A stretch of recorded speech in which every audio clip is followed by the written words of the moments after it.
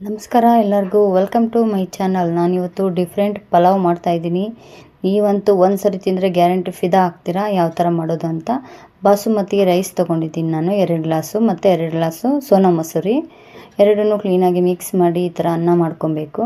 Next ಬಾಣಲಿ ತೊಗೊಬೇಕು. ಬಾಣಲಿ ಒಳಗಡೆ ಎಣ್ಣೆ ಹಾಕಿ ಗೋಡಂಬಿ, ಪಲಾವು ಮತ್ತು ಕಸ್ತೂರಿ ಮೆಥಿ, ಸೋಂಪು, ಚಕ್ಕೆ, ಲವಂಗ, ಪಲಾವ್ ಎಲೆ ಇಷ್ಟನ್ನು ಎಣ್ಣೆ ಒಳಗಡೆ ಕ್ಲೀನಾಗಿ ಗೋಲ್ಡನ್ ಬ್ರೌನ್ ಬರೋವರೆಗೂ ಬಾಡಿಸ್ಕೊಬೇಕು.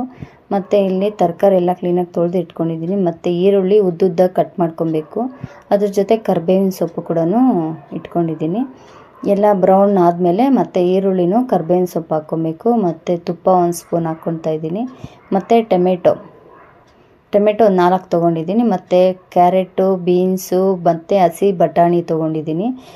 ಹಸಿ ಬಟಾಣಿ ತುಂಬ ಟೇಸ್ಟ್ ಚೆನ್ನಾಗಿರುತ್ತೆ ಪಲಾವ್ಗೆ. ಮತ್ತು ಉಪ್ಪು ಕ್ಲೀನಾಗಿ ಬೇಯಿಸ್ಕೊಬೇಕು. ಮತ್ತು ಖಾರದ ಪೌಡ್ರು 1 ಸ್ಪೂನು, ಮತ್ತು ಧನಿಯಾ ಪುಡಿ 1 ಸ್ಪೂನು ಎಲ್ಲ ಕ್ಲೀನಾಗಿ ಹಾಕಿ ಮಿಕ್ಸ್ ಮಾಡ್ಕೊಬೇಕು. ಮತ್ತು ಕೊತ್ತಂಬರಿ ಸೊಪ್ಪು, ಪುದೀನ ಕ್ಲೀನಾಗಿ ತೊಳೆದು ಕಟ್ ಮಾಡಿ ಹಾಕ್ಕೊತಾ ಇದ್ದೀನಿ. ಕ್ಲೀನಾಗಿ ಅದನ್ನು ಕೂಡ ಮಿಕ್ಸ್ ಮಾಡ್ಕೊಬೇಕು.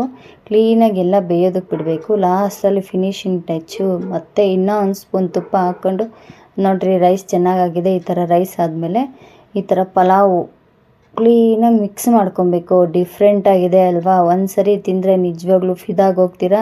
ಮತ್ತೆ ತಿನ್ಬೇಕನ್ಸುತ್ತೆ. ಡಿಫ್ರೆಂಟಾಗಿದೆ. ಒಂದು ಸರಿ ಟ್ರೈ ಮಾಡಿ ಯಾವ ಥರ ಇದೆ ಅಂತ ಕಮೆಂಟ್ ಮಾಡಿ. ಸೂಪರಾಗಿ ಬಂದಿದೆ. ಫಿದಾ ಆಗೋದಂತೂ ಗ್ಯಾರಂಟಿ. ಕಮೆಂಟ್ ಮಾಡಿ.